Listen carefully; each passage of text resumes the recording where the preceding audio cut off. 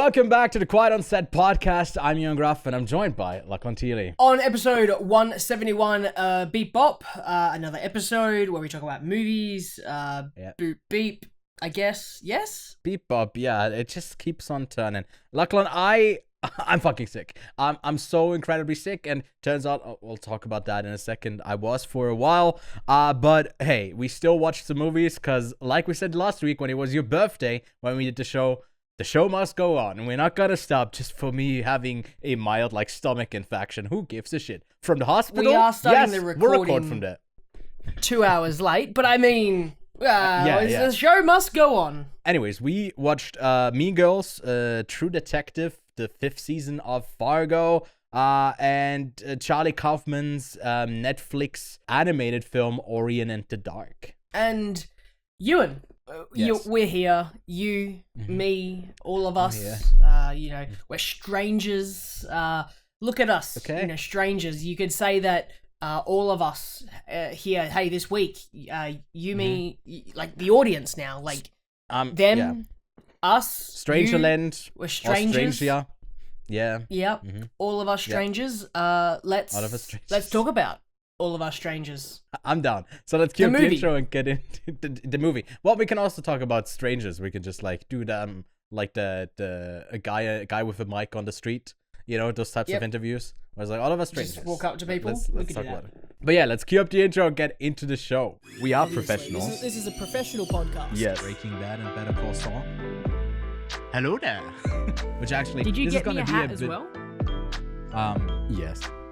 So I've got Dooncam. It's just a camera with my Dune steelbook. All right, Lachlan, we're back. We almost weren't. I'm glad Yeah. I was able to have my kind of sickness, so the sick days that I've had in between episodes. I kind of scheduled it in, when you put that into your Google Calendar, and fingers crossed you end up not missing an episode. But yeah, been a rough week for me. Hopefully, I'm still not 100% there. I'm definitely more faking than making it right now. But if I profusely start to sweat and pass out, then something might be up. But until then, we'll keep on rolling and we'll keep on talking about movies. But Lachlan, how's your week been? You had a busy week as well? Yeah, busy week, different type of week. A lot of reorganizing, moving around. My area that I'm in right now is it's so messy, and that makes my brain messy, so I haven't been super organized or on time or anything, and that's the worst part. And then watching All of Us Strangers as well was just devastating, as I just wasn't expecting it to be as sad as it was. So I guess there's so much to talk about this week. So much to talk about. Without further ado, let's talk about the news that dropped this week, and let's kick it off with the trailers that we got to see. And first up, I'm hearing of this little horror project called Longlegs that is supposedly starring Nicolas Cage. Now, in the trailer, we're not seeing him so far, but from the vibes, we'll have, by the way, all of those trailers linked below. From the vibes, Lachlan, what are you getting of it? Something that you're interested in, or solely because Nick Cage is attached, you might be able to check it out, or you might want to check it out? So I was not aware Nicolas Cage was in this film until you just brought it up earlier, before we recorded the show. I saw the trailer a few days ago, whenever it came out, and I was very, very interested. And then I read the IMDb plot summary. Well, the synopsis, I should say. Do you want to hear what it says? Do you want to hear what it says, mate? Yes, please. FBI agent Lee Parker is assigned to an unsolved serial killer case that takes unexpected turns, revealing evidence of the occult. Parker discovers a personal connection to the killer and must stop him before he strikes again. That has got me True locked Detective in. vibes? Yeah. True Detective vibes, occult vibes. I am, especially because I've just restarted playing Alan Wake 2 again. I am so in on this genre of story right now. Like, sign me up. Yeah. I mean, there's some good stuff that you can tell with these atmospherically focused stories that aren't solely like focused on the crime aspects, but more on like you can get weird with it. You know, that's what's interesting. I'm kind of sick of like the true crime stuff. I don't typically, I don't like it at all. But if it veers into like the horror sphere, or it goes more into like the characters, and it can get like very interesting quite fast. But yeah, I'm keen for this one. I don't know if it has a release date, but internationally, I mean, it's IMDb July 12th. is saying July 12th, yeah.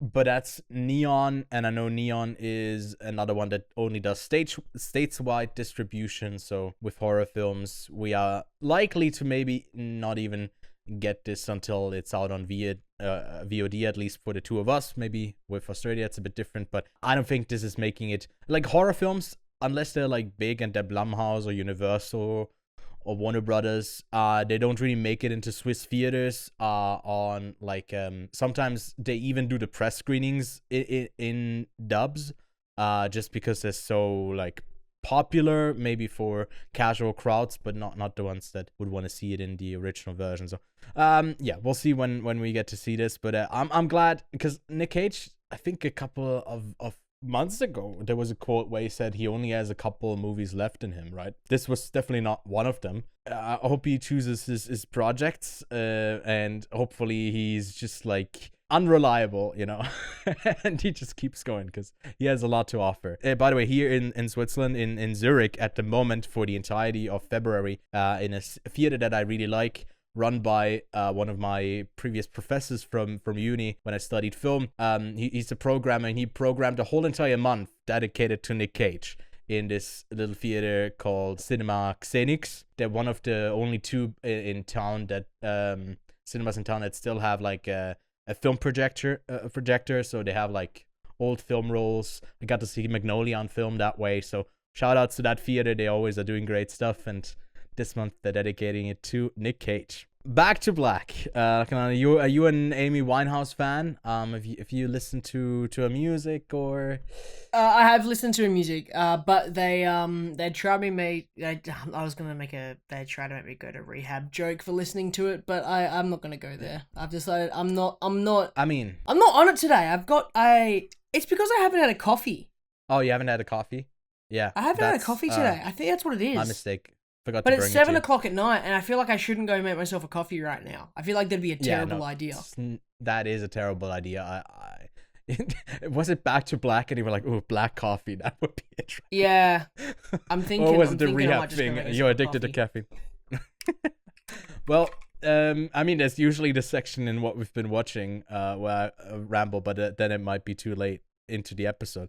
But Back to Black, Amy Winehouse, biopic, movie. I think this one, we've had some good ones. I think Priscilla was one of the biopics that we got recently that did it well. There's this exceptions to the rule, but especially with music biopics, like the Elvis, not the Priscilla of them all. They just lack any sort of awareness of having its own identity. They lack heart. They just seem to be all kind of the same thing, and especially how this trailer is cut to like one performance of rehab, and yeah, I don't know. I'm not excited for this one, but hey, I'm watching most big films of the year, so I'll be watching this. If I had any say in that, I would probably skip this one, but yeah, it's out on May 17th. And then I have never seen Megamind yet. Lachlan, is this a cultural like faux? Is this something that I definitely have to catch up on? For the memes, yeah, just so you have so you can see where they originated from. That's the most important part, is that you know where the memes originated from. Sure. I mean, I feel like I get I get all of that without having seen the film, though, because he's got a big head and a big brain, and that's the thing.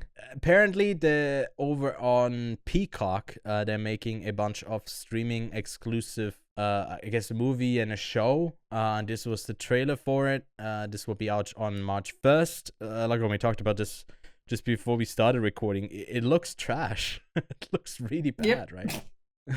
It's terrible. Animation looks like it's a straight to DVD animated movie, which this is a straight to Peacock animated movie. Yeah. I was excited when I heard about it. I read the article this morning, but I didn't actually watch the trailer, and I watched the trailer just before, again, starting the episode, and I was just like, this is some of the worst animation I've seen in a while. And I mean, it's not even, it feels like desperate to cling on to the subscriber model when back in the day when you had like Lion King 1.5 or like they had like these straight to DVD sequels, but the DVD sales were also like way up, so you would actually generate revenue from it. And I feel like with animation, even if it looks shit, it's still like animation is a costly thing to do. So if you have no other revenue share than the diluted thing of getting people to sign up to your subscription service, I mean, just look at Disney. I don't think like that business model is holding up. But and I don't know many people who have Peacock. Well, then Lachlan, on the games front, that is also kind of tied to movies because it's Kojima. We got the first really short trailer and short look at Death Stranding 2 at the PlayStation Showcase, I think it's called. I guess time is relative. Yeah, they spend, I think, like, the whole thing was, like, 40 minutes long or 45 minutes long, like, the showcase for PlayStation, and about a fourth of it was just Kojima and Death Stranding 2. Like, when you've played the first one, I feel like the game is, for a lot of people, either they vibe with it, they like it, or they'd absolutely hate it. I think you are in the camp of liking it quite a bit. So are you excited for the sequel? Yeah, man. I love Death Stranding from a gameplay standpoint. I'm a big sort of role player in games. I don't know if I've discussed this on the podcast. I feel like I probably have, but movies, TV shows, when I watch them, I analyze them because that's my brain. But if I want to switch off, I kind of play video games. However, more and more recently, games are becoming more cinematic. They're becoming pretty much the same quality and standard as a TV show or movie, and I deep dive in analyzing that kind of stuff. And I do think that movies and TV shows have kind of really found an awesome format, but games are still figuring out how they want to storytell. And Kojima has always been a great storyteller and has always been an auteur and always had those games where you go, that's a Kojima game. And there's plenty of auteurs in that space. I can't think of their name. Ken something, the creator of BioShock, also has a game that's coming out. Judas was also announced in the State of Play. And the BioShock games from 1 to the expansions of 1 and 2 to Infinite, they all, even though Infinite doesn't hold up as well as the other two, but BioShock holds up super well from a storytelling standpoint, and gameplay wise is a lot of fun. A lot of games have now copied that with things like Atomic Heart was very BioShocky in the way that it played, and the games are still trying to figure that out. But with Kojima, his storytelling is also so referential to so many other things. And he's a lover of cinema as well. I mean, it opens up with what's her name? Léa Seydoux? Léa Seydoux, yeah. Seydoux. And George Miller of the Mad Max movies. And that's wicked. The first thing I was like, oh, she's back. And I was like, is that George Miller? And I was like, and I paused the trailer. I went over to Google. I was like, George Miller. I was like, that's George Miller. And I pulled up a photo. I was like, that's gotta be George Miller. And he did the same thing with the first game with Guillermo del Toro. He did it with a lot of other filmmakers and put their physical bodies, scanned them, put them into the game and had them as characters. And that was so much fun as someone who loves that space, being like, oh, you're this person. So Kojima's Death Stranding 2 just looks to be a massive, not like a reinvention of the space, but an additional elements added. Like, it looks stunning. The world looks bigger, probably a bigger open world, more narrative elements. It looks like Death Stranding might have just been because that was his first independent game where he made it himself without anything from Konami, which Konami also came out with their like Silent Hill 2 remake trailer, which it looks great but doesn't look like it's got any of the Silent Hill 2-ness that it should have. I mean the Resident Evil stuff, the remakes. The Resident Evil remakes, I feel like looked also amazing. I feel like with Silent Hill, there was still something to it where it did feel kind of dated at times. I assume that was atmospherically maybe a choice, but well, I think that with Silent Hill, the technology, the what restricted it made it scarier, and I think that the Resident Evil games, action? Resident 1 and 2 were pretty good. The remakes 1 and 2 were pretty good. The Resident 3 remake was a bit iffy. 4 was so much fun. And obviously the newer games of Biohazard and the rest have been pretty great as well. But they've definitely been less of the scary side of the games and have been more about the action, the gameplay. And I think that they've tried to do a very similar thing here with Silent Hill.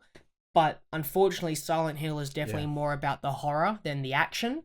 And I think that part of it is not going to be coming down to... Because I think that graphics play an important part when it comes to games. And I think modernizing it would be great. But I feel like you lose some charm. And my favorite example of this is Shadow of the Colossus, because I actually had a couple of games that I booted up this week, and Shadow of the Colossus was one of them. I've been itching to replay it. It's one of my favorite games of all time. But playing the remaster, you see more of the landscape, and you have less mystery around the world because you can see more. Where with the original, you couldn't see as much, so there's more mystery behind it. It's the same with Silent Hill 2. I'm sure I'm going to be able to see more, and I'm going to be less restricted with what I can see. So yeah, but I went on a tangent there because I'm falling in love with video games. The next couple of months, from what I hear, I don't know specifically what it is because I didn't look into it, is pretty stacked with releases. I think up until May. There's a ton of stuff. I'm gonna pull it up really quickly. There's a list. I've heard there's like a Final Fantasy thing or Persona thing. I don't know. So this is some kind of remake that they're making. That all like two really good big JRPGs. I probably will never play any of them. But that's, I think, just in 1 week. Those are coming out. I mean, February we had that Suicide Squad game that I'm not even gonna bother playing because that's for me. As soon as I heard it was whatever that game style is where it's like online all the time. I can't remember what it's called. It's the way that it's on the game. I'm just not into that kind of game. Yeah. But February. It's a Titanic game? Oh, it's on the Quest. It's a VR game. That makes sense. Tomb Raider 1 to 3 remaster. Mario vs. Donkey Kong. Skull and Bones is finally coming out after like 30,000 years of development. We've got a Warhammer game. We've got a Terminator game. Pacific Drive is a game that I saw a trailer for recently that I'm super intrigued with. There is a Final Fantasy VII Rebirth coming out. That's like the other part of the game. Did you play Final Fantasy VII Remake? Sorry, hang on. Wait. Before you answer that, did you buy it? No, I haven't bought it. Ah! I started using a service, imagine Letterboxd, but for games. I started using that this week, and I backlogged. It's called backlogged. I'm about to download is it. What it's called. You can't download it, unfortunately, because it's only a web version, and it's definitely like really in its infant stages. I don't think it's a really super usable platform yet. Hopefully they improve that. But I backlogged all my stuff that I own on Steam, and it was hundreds of games. Jesus. And you can also like have favorites. They have 5 favorites instead of 4. And like it's cool to use, and I definitely, like you said, gaming is more and more blending into being narratively as intriguing as like some TV shows, more than movies, I'd say, because it's like over a longer period of time that you spend time with the stories and the characters in there. But there's a ton of always fun stuff that I've held back on getting stuff that I know I'm never gonna end up playing, but I would love to. But Final Fantasy is one that I stay clear of because it's one of those games where you spend like 70 hours in the world, and I don't think I'll ever find the time to do that. Hellblade 2, hell yeah. Oh, there's so many good games. Or big games that I've been keeping an eye on. That big old game. Black Myth games coming out that I've been keeping an eye on. Stalker 2's coming out. The other thing, I don't think we talked about this, but they released Death Stranding on an iPhone. They did what? I'm not even joking you. Check this out. Yeah, literally, Death Stranding. So you can play it on your Apple ProRes, Apple Vision ProRes. You can play it on an iPhone, which is wild to me. That game came out like 4 years ago or whatever, but like you can also play it on a Mac, which is also insane, but like you can play it on an iPhone. Okay, that's interesting. Which is wild.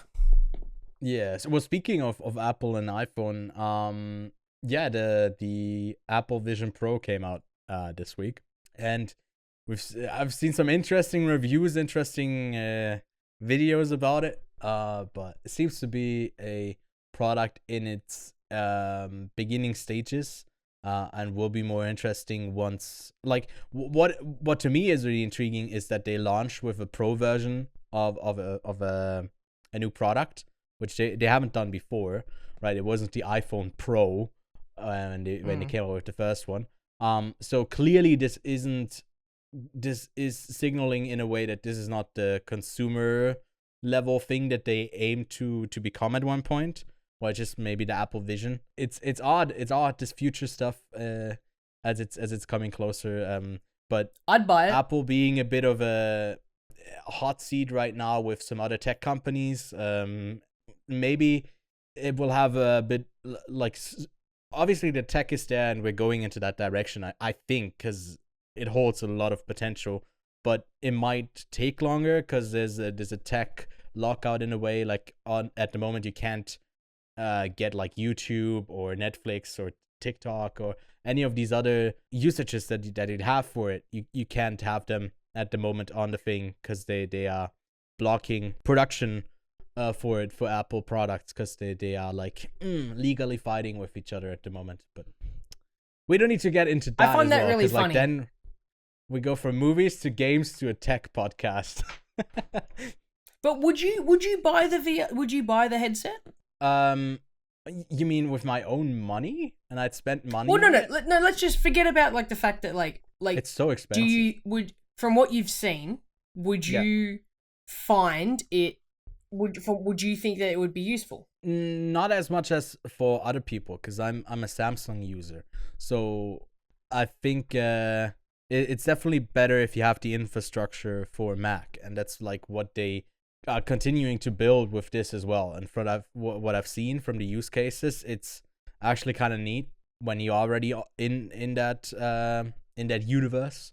All of that locked in, but I don't know how useful it would be for me. But just as the use case of, hey, I can throw something on and then while you're traveling you can watch something, potentially it's interesting. But like the speakers are also like outward facing, so people can hear what you are hearing. There's a lot of stuff that isn't there for it yet. I don't think I would be using it much if I had it right now. So to answer your question, probably no at the moment. Okay. Would you be using it? There's a few things that I personally don't like the fact that it's cool that you can like use it with your MacBook, like, and use a digital, and have it as a digital That's display, the coolest right? thing. But I would prefer, and the whole reason I am super interested in this type of technology is that I don't want, like, I love my TV. I fucking love my TV. I love these two monitors that I have, right? On my setup. Yeah. But when I'm not using them, they're just there, right? I don't want them to be there. I love these two studio monitor speakers that I've got, right? But when I'm not using them, they're just there. And I could get a really cool experience from this little AirPod that I've got in my ear. And the fact that these technologies are getting smaller and smaller, and they're getting more and more useful, and they're more and more portable. If I could just have like my laptop, I plug it in or somehow, and I get 2 monitors just anywhere I want. That is the best thing. If I could have that TV, like, I'm sure that it's technically not as good on the Vision Pro as it would be as my TV, right? But if I could have that, and I could just have an 85-inch in a space that does not fit an 85-inch TV, and then I could use my surround sound system, sure. Or again, put in a pair of headphones or Apple's big old, or whatever I want, right? That is the only part that interests me. The fact that I could now free up so much space and have a desk that is a desk and not a clamp, like a big piece of wood that holds my 2 monitors, my 2 speakers, my computer, a keyboard, like a mouse, like it holds a lot of stuff that would literally just be shrunken down into something that just put on my face. Ultimately, I watched Casey Neistat's video where he just walked around with the thing all day in New York City. And that was really interesting to see how he ended up at a point where he he didn't notice that he still had it on. And in later iterations, if it comes down to maybe a smaller form factor, that could be like really intriguing, because at the moment it's like over half like it's pretty heavy and front loaded. So I feel like we're going into that direction technology wise, where everything is shrunken down, but maybe also in a way that it's digitalized, that it's not even there in front of you anymore. And that it's intriguing because it makes it accessible, but it also means, Lachlan, more screen time. Like, imagine not having a screen in front of you at all times. Like, imagine that. Now you can have on glasses and never take them off. This is incredible. Sure this will only help humanity. This is perfect. Yeah. Hang on. This is exactly what it's like, right? Let me just open my camera up. Oh, Yeah. Okay, cool. Yeah, this is almost what it's like. And then on the other side, we do get 2 googly eyes of your eyes, because it's projected outwards. Wait, hang on. What if I just do this? It's on. You got it. Oh, that's like. Somehow it looks. I guess it's the wide angle camera that gives a different form factor to it. Anyways, we are talking too much tech. We do have some other news. Firstly, the sad news that Carl Weathers, the iconic star from the Rocky films, Apollo Creed, and star of Predator, Happy Gilmore. He was most recently, people might know him from The Mandalorian. But he's also done a lot of voice work. No, not voice work. What's it called? I'm still sick. He's done, what is it called? I guess ADR stuff. I have no idea what you're animated. Animated. He's voice work is exactly what I would say. Voice acting. That's what I meant to say. He's done a lot of that as well. He's been a recurring character on a lot of like shows.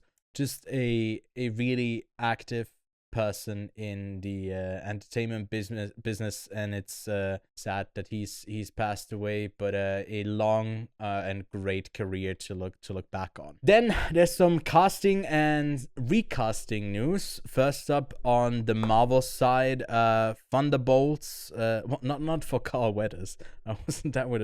Jesus Christ, that would have been such a dark transition. Ayo Edebiri and Stephen Ewan exit the Thunderbolt movie, and Geraldine Wiswanathan and Lewis Pullman both enter. So yeah, for that, it's interesting because it's clearly 2 names that are kind of hot right now. Stephen Ewan and Ayo. She just won an Emmy. They both just won an Emmy. I just realized. And they're great. Everyone loves them. And these other 2, you've seen them in stuff, or maybe adjacent to stuff, but not in these like bigger roles. And the role that Ewan would have played, as Sentry, apparently is like a bigger character, a Superman-like character in the Marvel universe. So it could have ultimately been kind of promising to see maybe a character like that played by him. But to me, I'm like, hell yeah, get the hell out of Dodge. Even if Thunderbolts turns out to be good, fuck that. Do something else. Do something that where they're not locked up to the same character for the next 10 years. So ultimately, this is good news to me. And then Millie Alcock is cast as Supergirl in the, I guess, in her own movie. I think that's coming down the line, which I saw Matthew Vaughn, the director of this week's Argylle, which, by the way, I guess I didn't put that into what I've watched, but I can talk about it now. I couldn't talk about it last week, but now the embargo is up. But yeah, he directed that movie. Apparently, he wants to direct a Supergirl film I saw after seeing Argylle. I hope that's not the case. Because Jesus Christ, man, Argylle was horrible. But she's cast. She was in House of the Dragon. She was the younger Targaryen character. I'm blanking on her name, but she was just the younger character that's has an age jump a couple episodes in, and she was great in it. And I think it's a great choice for Supergirl. But yeah, that's recasting news. Lachlan, do you have any thoughts on this? Anything that's good, bad, somewhere in between? Just another Australian making their way in Hollywood. That's it. That's what I was looking for. Yeah, man. It's good stuff. Good stuff. I mean, all the luck to her. I think being on the James Gunn's universe is currently definitely better than being in the MCU. So props to her. But that's it for the news. We're doing discussion time again this week. But instead of actually having like the discussion topic, it also kind of ties into news because Netflix dropped their Next on Netflix earlier this week, where they basically dropped a couple of minutes of footage of the upcoming slate of the year. Not full-on trailers, but sometimes just like a short look that's like, hey, here's a celebrity that you know in something vaguely announced, and there's definitely also a plot in this film, and you can put it on into background and it will make big numbers get bigger, and you subscribe. Yes, so that's what happened over on Netflix. And Lachlan, I want to talk about where do you see Netflix heading 2024 with them also a couple of times making the announcements that I saw one quote that was like, members love movies, so that's why we're not putting them into theaters. So some nonsensical statements that had nothing to do with theatrical exhibition, but basically they're not gonna do like theatrical runs for these bigger films. They're gonna be streaming exclusives. And I mean, I think we talked. It feels like it's just like a loop. We keep talking about this because it seems to be the same issue that they're not really fixing. But yeah, what do you see looking at the slate? There's a ton of stuff that is coming out over the year. A lot of stuff that doesn't have a release date yet. What do you think? Anything that excites you? Anything that maybe makes you worrisome for the future of Netflix? Yeah, what do you think? So I guess there's a few things on here that sound wicked. I guess the first one, Hitman. You've given me so much hype about that. I'm super keen to see that. Yeah. Acquisition though, Squid not Game a production. Season 2, not a production. Yeah. Rebel Moon 2, I can't wait to finish that. Not because it was good, but because I just want to get it over and done with. 688, is that a sequel to that other Netflix movie, 888? It's directed by Tyler Perry, so I don't think it is. I think you're thinking of maybe not. I think I know what you're talking about. Was that the one where it's like Miles Teller on a mission over a mountain? Was that what you're thinking about? Oh no, are we talking about two completely different things now?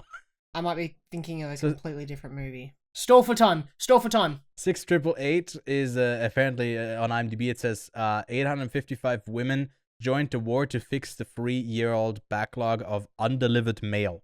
Faced with discrimination and a country devastated by war, they managed to sort more than 17 million pieces of mail ahead of time. Yep, so I'm thinking Triple Frontier, which is the Ben Affleck and Oscar Isaac action movie. So that's also the one that I was thinking about, but I thought that Oscar Isaac was Miles Teller. Yep, great. So we both had some boo-boos in this little divergent. And is the Axel F one about the artist Axel F? Please tell me it is. No. That's the Beverly Hills thing. I just didn't write Beverly Hills. I just wrote Axel F. No, it's not about the electronic German musician or whatever it was. Oh, I thought we were getting a Crazy Frog movie. No, that would have been funny. No, but we are getting a Woody Woodpecker movie. For some reason. Wow, incredible stuff. Look, there's a bunch of stuff that has like weird titles that, like for example, there's a movie with Mark Wahlberg and Halle Berry called The Union. I couldn't tell you what the fuck it was about. I could look it up, but then I also have a bit of a rant about Netflix. 15 different reasons for it, but just on an organizational standpoint, I really hate how they don't really have a centralized place where they show their upcoming releases, or where you would have an overview, or where they would have a description for all of these titles. There's no place. They basically drop this trailer, and on YouTube they drop it, and there's nothing in the description other than the like default thing that they have with every upload. And I feel like you could do a bit more to advertise it. It feels just like, hey, we're just putting this out on the platform, and because we are serving it up as like the most popular release of the week, we're gonna put it at the top of everyone who's logging in. That's enough of a thing for people to go see it, because it's just a slop that's out this week, and that's what we're gonna watch. And I find that really depressing that you can't really have a. It's so the antithesis of what promotion is like for a movie, where you would get excited, you would build hype or something. The antithesis of what it's like to be excited about Dune at the moment, where like you get these little snippets, then there's interviews. Here you have a lot of star power, but that's just kind of the baseline for these films. But they don't have anything beyond having those stars in the movie. They're often just like not used at all. And I mean, there's also a movie called Back in Action with Cameron Diaz and Jamie Foxx. Apparently, she has retired and is coming back for this Netflix film. It's another one called The Family Affair with Nicole Kidman, Zac Efron, Joey King. There's a lot of stuff that is releasing, but I don't know. I feel like I'm not a fan of how they promote stuff and how they use big stars basically just as a familiarity for people to just click on something, other than getting us actually excited about like the story that they're telling. But yeah, that's my rant done. Lachlan, what do you think? Are you gonna stay subscribed to Netflix, or is it like getting to a place where you think, nah, this is not worth it anymore? No, I think Netflix cycles through their stuff pretty well, and I think that they've actually got a decent catalog of some classics that I would like to rewatch or catch up on that I haven't seen. So I have got a list though. I have recently done some really grown-up stuff of listing all of the subscription services that I pay for, and I have listed them in the order that I'll get rid of them. So Netflix is on the higher end, so they actually are one of the more cost-effective ones. They're actually one of the cheaper ones, I guess, compared to the other services. Maybe. But yeah, a couple of the other streaming services I pay for are a little bit more expensive. Number one though, YouTube Premium. I'm not getting rid of that. That is just like one of the best subscription services I pay for. I had it for, I didn't have it for like 2 weeks because I was like, no, that's fine. And then I was out with my phone, or I was like on my tablet, and I was like, I cannot bear this shit. And then also while I was sick, not this week, but like a couple of weeks ago, because turns out I have been sick the entirety of 2024 basically. But I just never dealt with it. So now it's... anyways, I don't need to get into that. You don't need a health update on my end. But I was on the couch trying to watch some stuff. And on the TV, YouTube is unbearable. Man, they bombard you with ads. So I also had to get it. And yeah, it's worth it. I mean, for us, that means if we were to monetize our stuff, that just means, hey, at least there's it's healthy. It's not like there's Twitter and there's no X and there's no advertisers anymore. At least that's like a healthy model still for YouTube, but yeah, YouTube Premium is a must. I agree. For me, I think Netflix you can't really get rid of at this stage because they still are. I feel like they are by far the most successful streaming service, and they're the only one where like you have a show that for years is maybe on another streaming service, like Young Sheldon. I don't know what the fuck streaming service it was on. Some of them, definitely not Netflix. But since it has been on Netflix, it has had such a huge increase in viewership. It's actually like so crazy. So yeah, you can't understate the importance of the. You know, do you want to guess Netflix what the first cultural streaming service I want to get rid of is or Disney would Plus. be? Yep. It's I mean, for me, I've locked it in because I have a yearly subscription to that one. Yeah. And I've already half a year ago I warned, because there's like 8 people on my plan. I warned that I would be getting rid of it. Just they're not logging in one day and like, what the fuck, this is not active anymore because I'm not paying Disney for anymore. If you're for a that big shitty TV service. show viewer, then Disney Plus is actually really good. They've got a ton of series on there. Especially in Australia, Yeah. they've got Star, which is Yeah, it's the international one. They don't have service. Yeah. We have that as well. But it's like the Only wrong thing. thing I'm watching on Disney Plus right now is The Bear. Yeah. That's Yeah, it. and Once it I might finish be The worth Bear, getting I a have bit no under. reason to keep it. I don't have any excitement to watch Loki. I just finished watching Percy Jackson and the Olympians. That was trash. So I don't know why I paid for that, but I really have no reason I to don't think it was keep that bad. Disney Plus. I thought it was I pretty thought bad. it was alright. Okay, I just it's didn't pretty have bad. the standard. You're sick. for- Don't worry, you're sick. Well, I saw it before I was okay. Never mind. I'll just go with that. I just didn't want to hate it outright because I was like, maybe this is just not for me. And I was like, it's fine. It could be so much worse. But hey, the standard is really low. Which I guess brings us to what we've been watching, Lachlan, because I actually did also watch something on Disney Plus this week.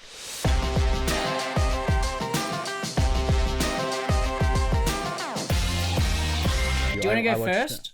Yeah. I'm gonna go get some food. I guess I'll just have you for myself. Should I wait? No, please. I can read the transcript. It's not like he's ever listening, anyways. He still has the earphones in, so he can hear me. But Yeah, I can still hear you. Even if I walk away, I can still hear you. he can still hear me. All right. So yeah, I watched Miracle. So I had a day, the first day where I realized I went to the doctor and I was like, hey, you are so sick. There's an what he actually told me was usually there's an inflammatory like indicator in your body, and if it's at 5, you have an infection or like there's something wrong with you. And mine was at 100, so it was 20 times that.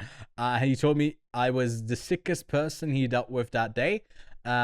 Basically having the worst, like whatever. My blood tests were horrible. All of it was like inflamed, and all of it came from me not dealing with something that I've had a couple of weeks, just a stomach bug issue, like, but turns out wasn't that, and I thought it was like a heart or lung thing. Turns out it was all stemming from the one thing I couldn't deal with. Anyways, long story short, I was sick this week, so I ended up not really watching as much as I usually do, just because I was too tired to even watch it. I thought like, hey, I'll catch up on some series. I'll watch maybe some anime that I never watched anime. I never find the time to watch that. Maybe I'll find it. No. But I did end up watching Coach Carter and Miracle in like a weird double feature. They were certainly interesting. I think Coach Carter was fun. But going back to like, hey, a tough coach makes a good team. You can really see how formulaic these sports stories can be, but still kind of touch you and have a lot of heart. Me being a huge hockey fan made me appreciate like Miracle quite a bit. Obviously not like, it's not the NHL level. It's like the story of the miracle when the Soviets had like a 12 or 16 year long run of winning every world championship at the Olympics, and the US got it that year. inspirational story. It was fun, and that one was streaming on Disney Plus. So Disney Plus is definitely the best hockey service when it comes to narrative. Argylle, I saw this a while ago at a press screening, and I thought it was pain all the way through. It had like a ton of really horrible looking CGI that I think Matthew Vaughn is at times a good director, but seeing this, I was like, I kind of never want to see a film he does ever again, because it annoyed me so much. I thought it was horrible. But that's that. I'm also not the biggest fan actually, that's not a statement. I don't like Bryce Dallas Howard, and she's the lead in this, and I feel like she's very one note with her acting. Definitely a case of a nepo baby making it big in Hollywood, and I just don't see any of it. I think the only redeeming part about Argylle is Sam Rockwell. He's fairly entertaining, even though he's also has a terrible script to work with. But that's that. Speaking of actually a better script, Orion and the Dark, a Netflix film that I can champion. I think the first half is definitely worse than the second half. I think it is kind of generic in parts where you have visualizations of a thing in the Pixar like Inside Out thing. You know, you have that for darkness. You have like an impersonation of dreams, and there's even a character that's called something with nonsensical noises or something like that. I don't know. And it's just like a character that makes during the night scares people by making weird noises. And it's like adapted from a children's book, I think. And Charlie Kaufman, who some people might know from, you know, some devastating works that are usually really looking inward and are depressing as fuck. He makes a kids or writes a kids film here that I found surprisingly touching. Again, second half way stronger than the first one. I wouldn't watch it for the animation alone, but the story itself I think was quite well done. That's on Netflix, and the best looking streaming service, Apple TV Plus, also has Masters of the Air out. Now, Lachlan, this isn't the show where I've seen the whole thing. I'm actually watching it week to week with all the other soldiers. And I gotta say, I watched the first 3 episodes, and it's stunning. I've never seen Band of Brothers. Lachlan, have you seen Band of Brothers? Makes me want to see Band of Brothers in between waiting for a new episode of Masters of the Air. It's shot well, the story is great, we got some fun characters, and I mean, killing some Nazis has always been fun. I think it's like the least complicated way to do war. It's just basically showing the Allied forces going up against Germany, and then you are not really reliant on having always the showing like the devastating parts of war. There's still a part of it, obviously, but you get to focus more on the killing without the morality of it all, because like these are bad people, and it makes for a fun watch. Yeah, Masters of the Air, big old recommendation on my end. And then I watched Fargo season 5, and yeah, so much fun. John Hamm as the bad guy, Juno Temple in the lead here.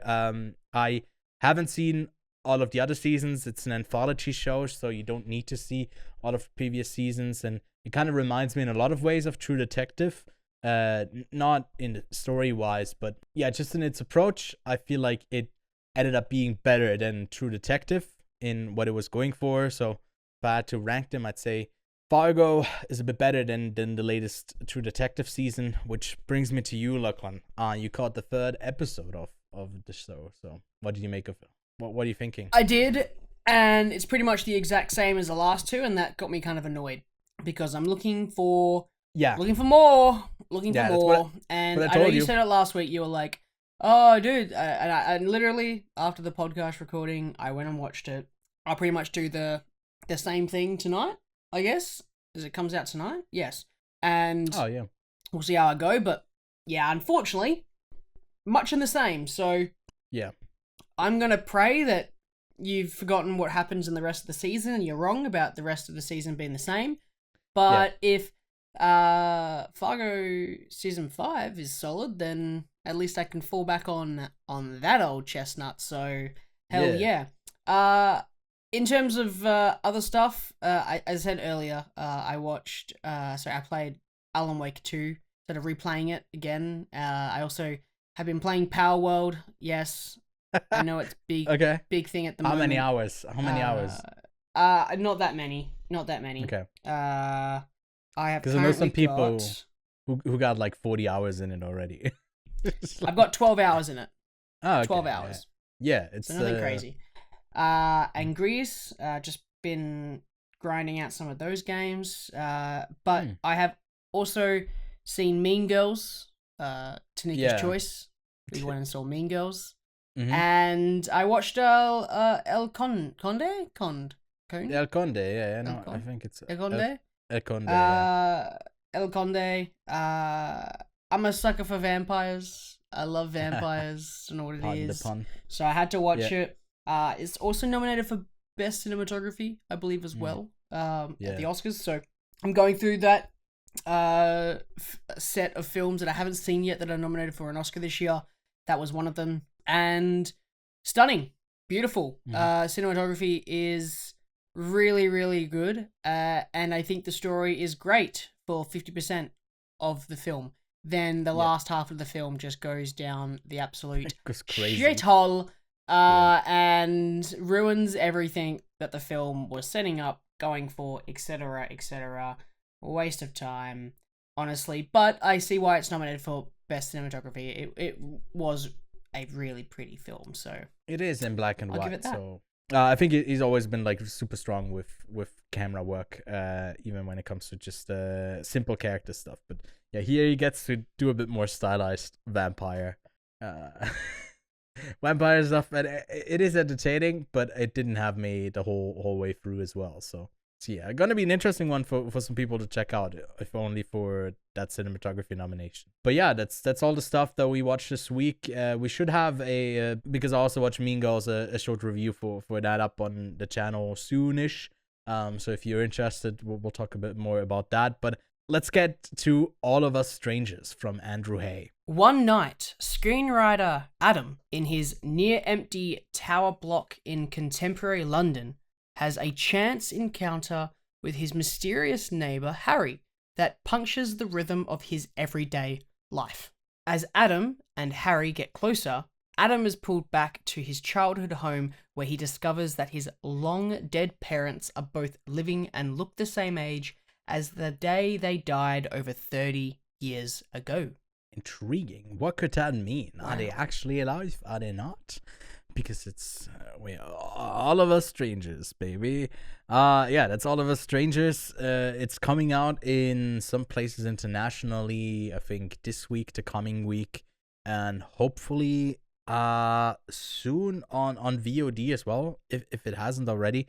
Actually, not entirely sure, but hey, you should be able to finally see this one. I know there was a lot of hype around it towards the end of the year, at some festivals that it played at, and then it ended up not getting I would say in some places really deserved Oscar nomination, especially for Andrew Scott. We didn't end up getting any of that, but it comes in at a runtime of 106 minutes, and it's been universally loved all over the place, especially by the critics. On Metacritic, it's at a high 90, on Letterboxd also at a 4, and then on IMDb at an 8, which it is telling that if it reaches an 8 on IMDb, that's not a ton of films can do that. And yeah, it was distributed by Searchlight, and it's a UK and US co-production from writer director Andrew Hay, who I wasn't familiar with. I haven't seen any of his other films. He's done a bunch of stuff, but it all seems like pretty small scale and similar to the character in the film. He's also a writer, so you can see a lot of I don't know if autobiographical would be a stretch to go, if it's that close to his own life, but I haven't also listened to a ton of interviews. I know that there was some stuff about shooting locations, that the house that his parents are in is actually the house where he grew up. That's where they shot. Stuff like that makes it really intriguing and personal, and makes the story that much more devastating when you see it unfold. So, Lachlan, what did you make of it? I assume you didn't really know, like, even I, kind of knowing, like, the type of film I can expect because it's Paul Mescal in the film. So I better get the tissues ready because I'm about to cry, likely.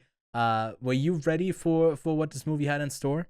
Definitely not, just because I paid no attention to plot summaries or trailers before this film came out, so I tried to stay as far away from what this film had going or advertising for it before I went and watched it. Yeah.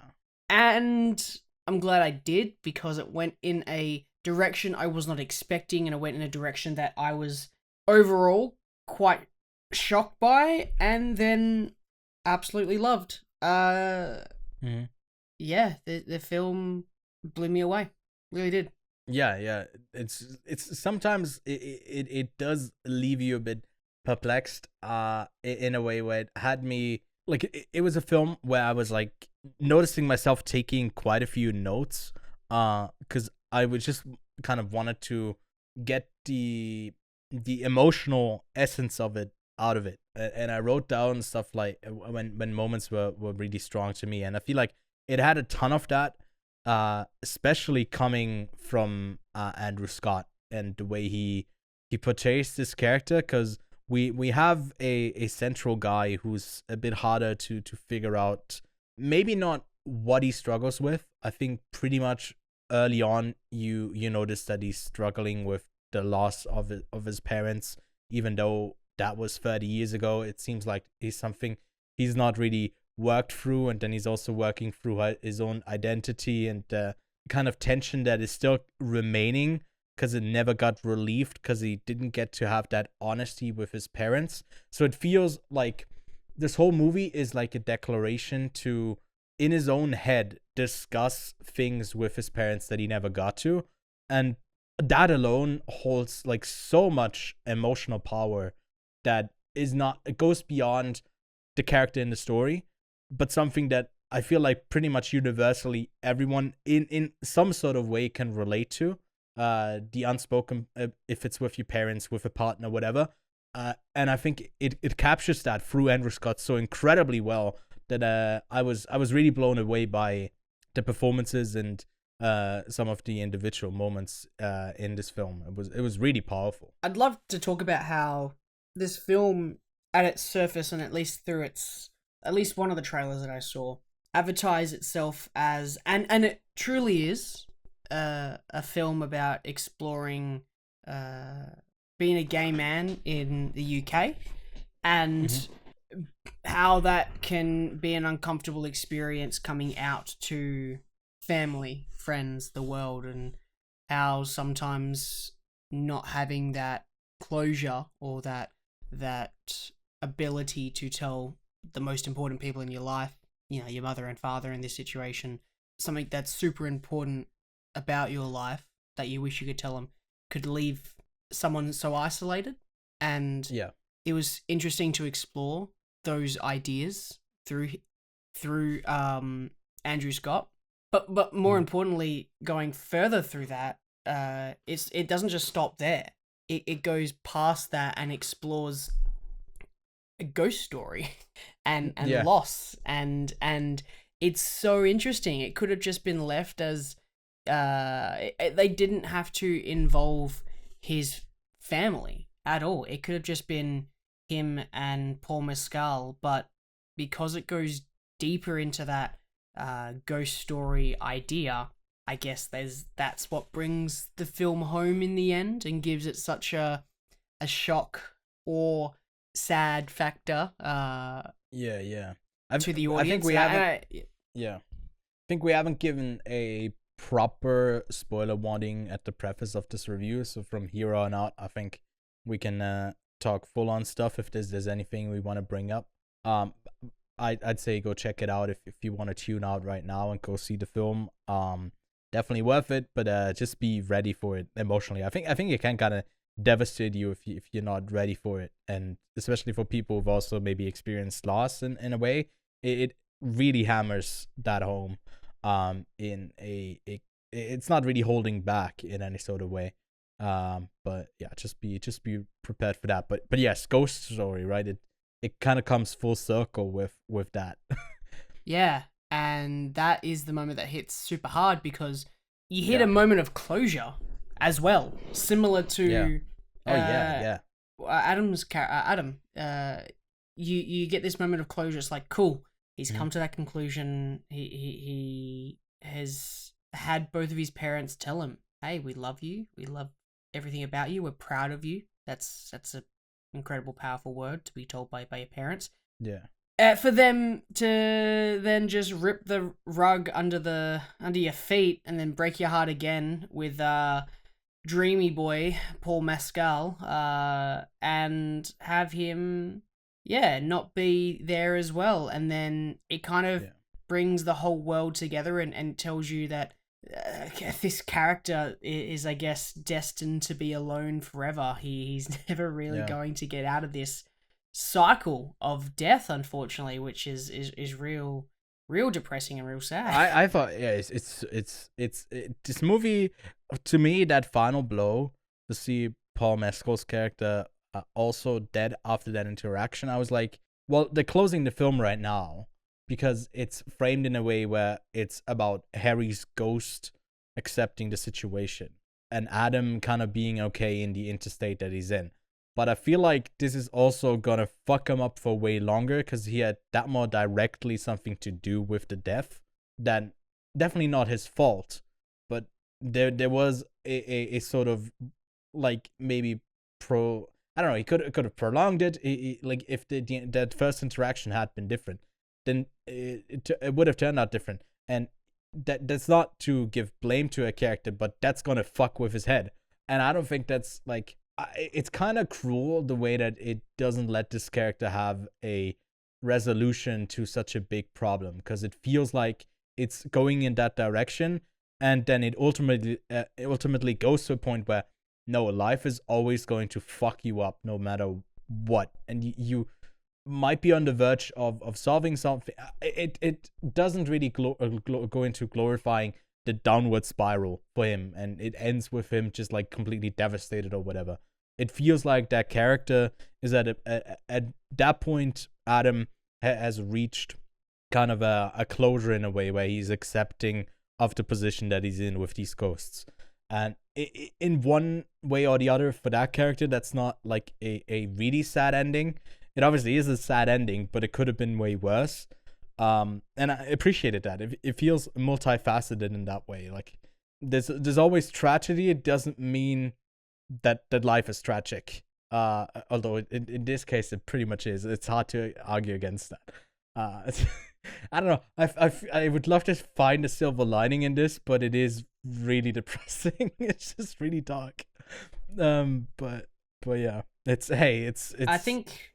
But then those eyes, you got Andrew Scott's eyes, and you're like, hey, all is fine in the world. And I don't know. The other thing I think that should be praised is the simplicity of it all. The film isn't complicated.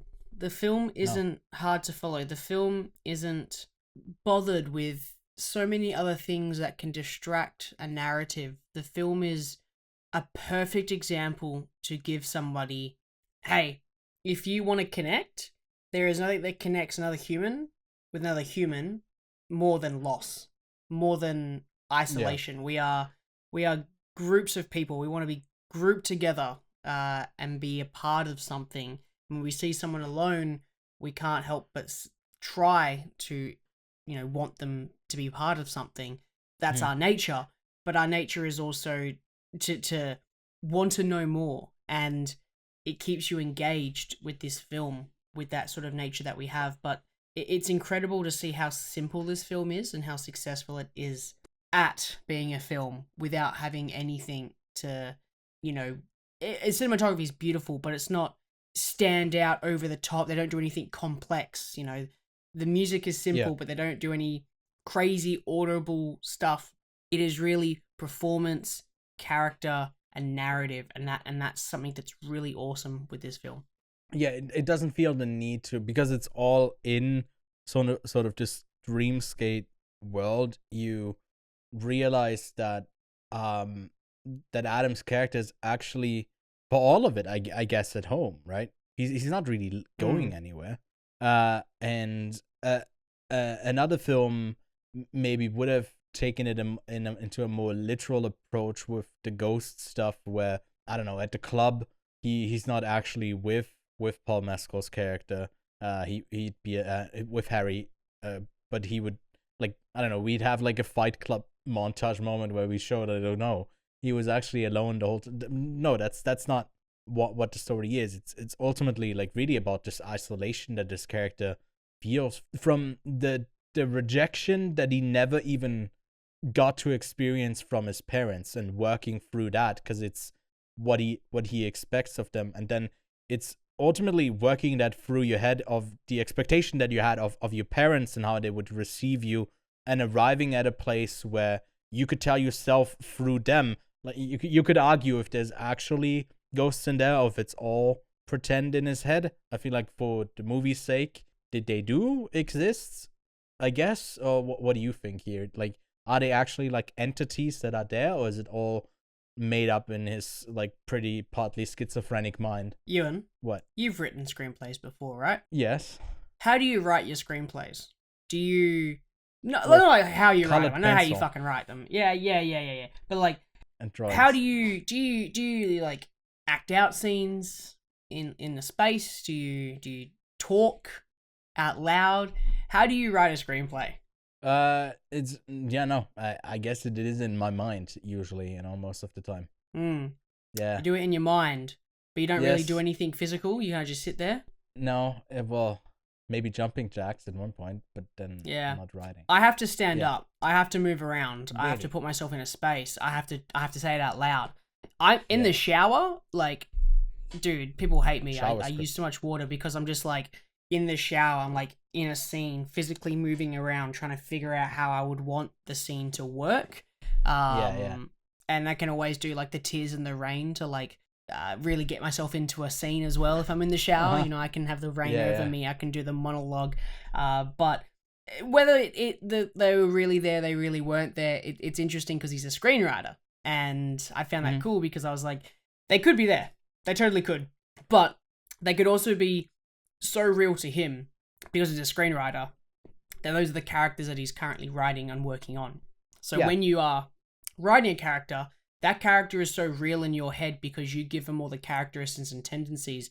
And he does that with his parents because he knew his parents. But to do that with Harry, someone that he's never met before, a complete stranger, and has given them all of these little tendencies that for a person that he's never met in real life, to me, it's him in his mind doing it. They weren't really there. As a screenwriter, he's really creating these characters in his mind and bringing them to life. So they weren't really there, but that's because he's a screenwriter.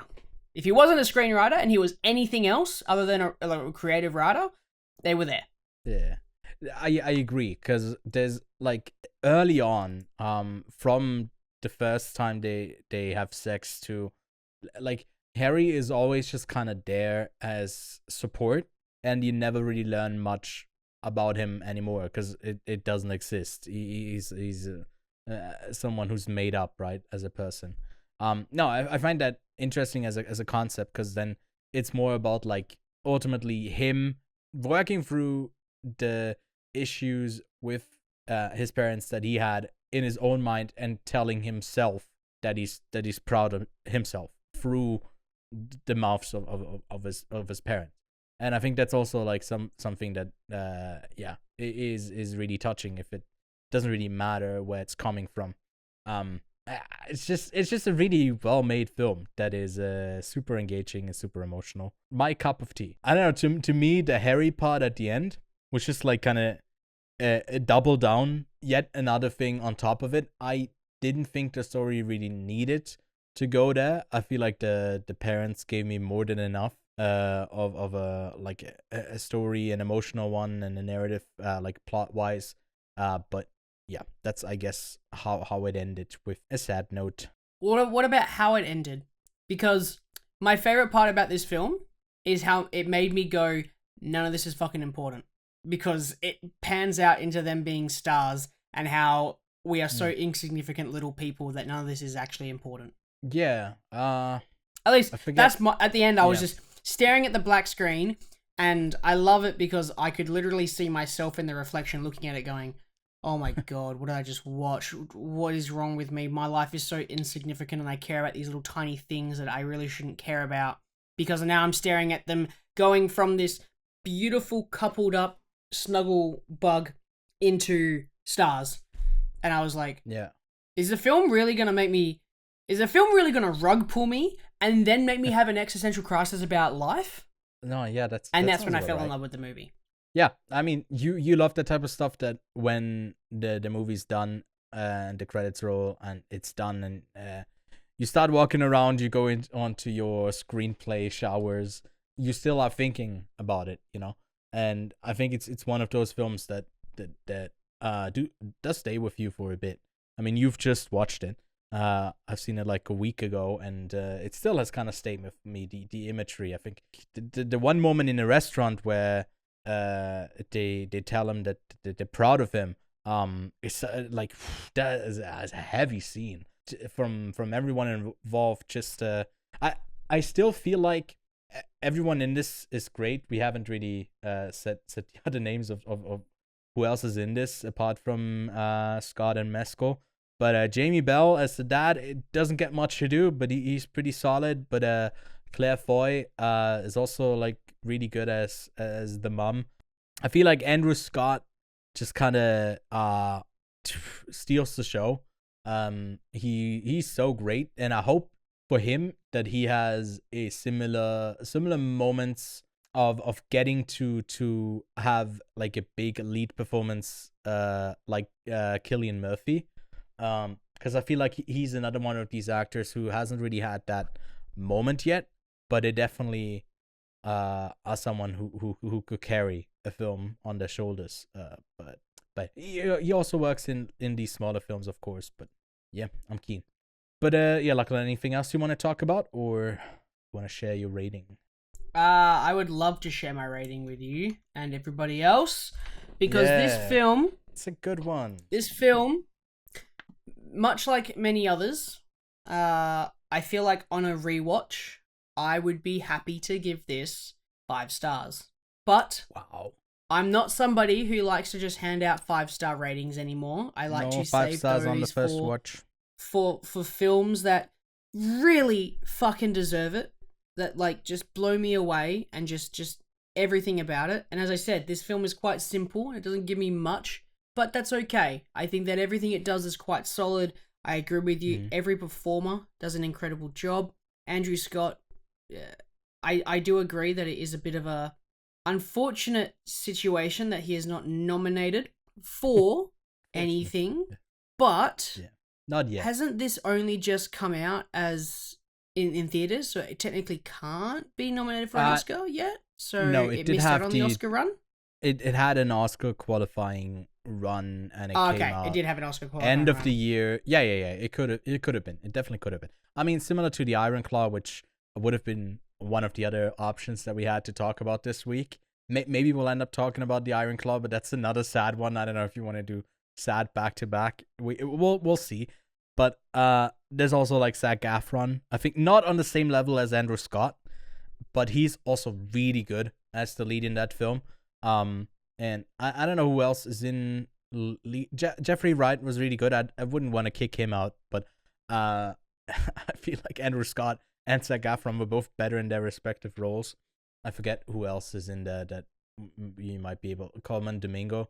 See, now I'm just kicking out all the black guys. So literally, my question was about to go to you. Was like, have you seen American Fiction and Rustin? Yeah. So I haven't seen either of them yet, right? So you would kick out those two over Cillian, Paul, and Bradley? You know what? Maestro was great. I kick out Bradley as well over Andrew Scott. I think Andrew Scott is better than most of them. I think Cillian is on the same level as Andrew here, and then Paul Giamatti. I'd have Andrew Scott as my number 2. Actually, I think he's like he's that good in this film. I think he's really, really solid. So not just Sarah Jeffrey Wright and Coleman Domingo. I think Coleman gives a great performance in as Rustin, but it's just biopic stuff. So I was like, I don't know. He's been better, and he's going to be better. And Jeffrey Wright is really good. I'd pick Andrew over Paul Giamatti. I think that it's a better performance. The real question is it better than Cillian Murphy in Oppenheimer? To me, they're kind of similar in a way. So it's like hard to pick between the two. Okay. As far apart as they are, but no, they're kind of on the same level. But hey, it is. There's a reason why we talk about this as like, obviously we're talking about it in the way that Andrew Scott gave one of, if not the best performance of last year. Really, really good. And I mean, last year I was so happy when Paul Mescal got nominated for Aftersun because I just didn't see that happening. And I guess we don't get the repeat where one of the sad boy films gets a nomination at the Oscars. Hey, it's fine. So I mean, did you out see of all of that, Sterling K. Brown? Yeah, sorry. 4.5 stars. 4.5. Wow, yeah, that's I mean, looking at the last couple of weeks of what we discussed, and your ratings were usually a bit lower than that. So to have a 4.5 star for you is actually like great, and I'll just second it. I also am at a 4.5. I'm also at a 4 out of 5. No, I'm also at a 4.5 out of 5. My God. But yeah, I'm also at a 4.5 out of 5 for this one. Yeah, really solid film. Again, like I said, you need to be in the right mind for it though. Maybe for you that's a big thing as well, right? But maybe taking you by surprise and you having the time for it, makes you appreciate it. But I don't know, maybe you don't connect with it when you're not ready for something as emotionally heavy as this. But hey, if you were to pair it up with another film, what would you go with, Lachlan? This film was so unique that I just couldn't. So I have to triple feature it. You have to watch both of these 2 movies at the same time. Okay. After watching All of Us Strangers. So you have to watch wait, who directed it? Oh no, I had it on top of my head. I'm pretty sure it's Dave Lowry's A Ghost Story. You have to watch that, and then you have to watch Ang Lee's Brokeback Mountain at the same time. Sure. Okay. Gotcha. Yeah, I'll note that if that's possible. I mean, we might need to wait for the Apple Vision Pro, to have like dual screen possible, so you could actually do that combination of it all. Maybe in the future we could like feed an AI 2 different movies, like the whole movie file, and say make me one new movie out of it, and that's that would be a producer's dream. I initially wanted to go with Aftersun because it's also another sad boy movie, but then I was also like, hey, maybe I'm feeling the jokes tonight, and All of Us Strangers ends with the word strangers, so why don't you tie it in with Alfred Hitchcock's 1951 film Strangers on a Train? Has absolutely no connection. It's also one of the Hitchcock films that I haven't seen yet. So apart from the name, it has nothing to do with it. But that's the beauty of these double features. We can just do what we want. Anyways, there's a couple of new releases. Last week I forgot to shout out Orion and the Dark, and I've ranted about why that is earlier today, with Netflix not really having a proper structure up for when their new stuff is releasing. So every single week I have to check if there's any big Netflix release, and I think this week there's none, but hey, maybe something pops up and there's actually a Mark Wahlberg film out of nowhere. I don't know. I never know with Netflix. But out on February 9th is Lisa Frankenstein. Yeah, that's one for the teenies. Lachlan, I don't know if similar to Mean Girls, you'll get dragged into this one. I wouldn't be surprised because it seems to hit for a female demographic. And then also in the States only, I think, Disney is re-releasing the last couple of Pixar films that never got a theatrical release. They already did Soul, and now they're up to Turning Red, and I think next month they are doing Luca. In Switzerland, there's a couple of releases out, namely, or most importantly, All of Us Strangers comes out this week. It's not out in theaters yet, so perfect timing for us here, as well as The Color Purple, but you can also, I think, catch that on VOD in places. Dream Scenario is out this week. It's also out on VOD already. And Night Swim. For some reason, they were like, hold up. This January horror film is not allowed to be released in Switzerland in January. So we gotta wait until February. So here it is. It's also pretty shit. So I don't know. I'd wait until it drops on some streaming service. And then the Breaking Ice, really smaller film that I can recommend. Really solid one. Look it up if you're interested. But yeah, that's it for this week. We don't really have a topic for next week yet, because it's, again, the release schedule is kind of weird. We'll see. Maybe we'll talk about the Iron Claw. Maybe something else. We'll see. You can also leave us recommendations in the comments below if there's something that we missed. But we'll be back next week. Hopefully back to full strength. I'm regressing further down into my seat because I know this was kind of draining for me. I need to go back to bed, but we'll see you same time next week. All right. Thanks for watching, and we'll see you then.